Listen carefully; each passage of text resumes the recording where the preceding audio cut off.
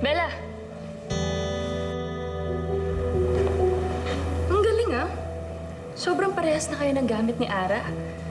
Pati bag, pati sapatos. Don't tell me, pati yung underwear niya parehas kayo. Si Mama kasi mapilit eh. Eh kasi nga, ginagawa niya kayong kambal. But that's unfair. Eh paano kayo magiging twins na hindi naman kayo magkadugo? Yun na nga. Eh bakit ka kasi pumapayag? Ikaw ang anak. Ikaw ang mas may karapatan.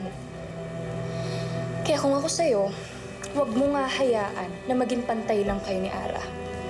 Ipakita mo sa kanya kung sino ka. Kung anong papel niya sa buhay niyo. Huwag mo nga hayaan na manalo siya.